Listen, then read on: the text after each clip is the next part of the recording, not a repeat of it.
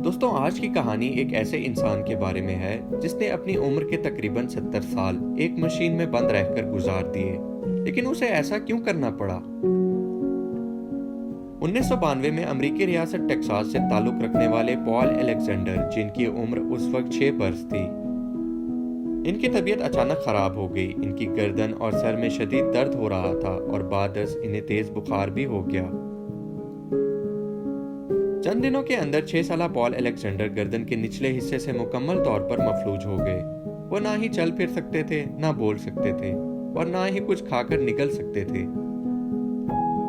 معلوم ہوا کہ وہ پولیو کا شکار ہو گئے اور انہیں سانس لینے میں دشواری ہوئی۔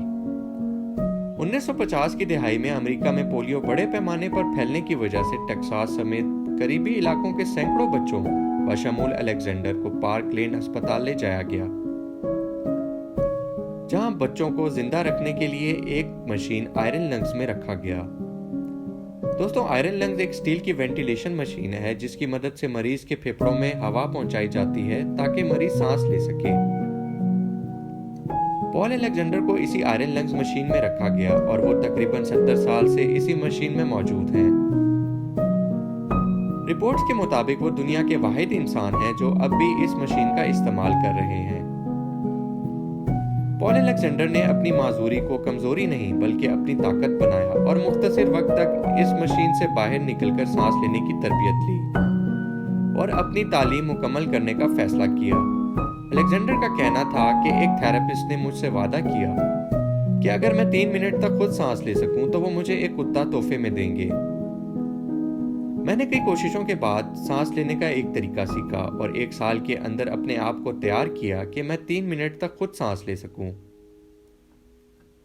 بتایا گیا ہے کہ وہ بچپن میں کئی بار اس مشین سے نکل کر ویل چیئر کی مدد سے اسکول بھی گئے، لیکن بعد از انہیں زندہ رہنے کے لیے اس مشین میں رہنے کا کہا گیا۔ لیکن پھر بھی ان کی ہمت کم نہ پڑی اور انہوں نے گھر رہ کر اسی مشین میں رہتے ہوئے تعلیم حاصل کی۔ پھر انہیں اسکالرشپ بھی ملی۔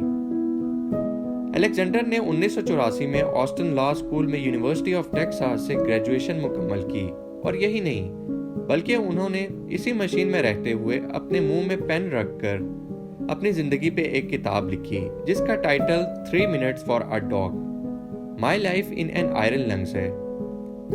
انہیں یہ کتاب لکھنے میں 5 سال کا عرصہ لگا۔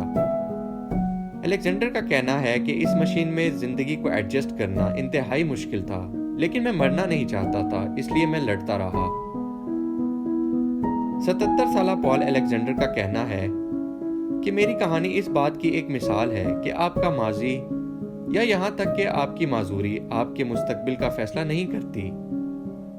اس بات سے کوئی فرق نہیں پڑتا کہ آپ کہاں سے ہیں یا آپ کا ماضی کیا ہے، آپ واقعی کچھ بھی کر سکتے ہیں، آپ کو صرف سخت محنت کرنی ہوگی۔ الیگزینڈر نے سب سے زیادہ وقت تک آئرن لنگز مشین میں رہنے کا ورلڈ ریکارڈ بھی قائم کر رکھا ہے۔ وہ تقریباً 70 سال سے اسی مشین میں رہ کر زندہ ہیں۔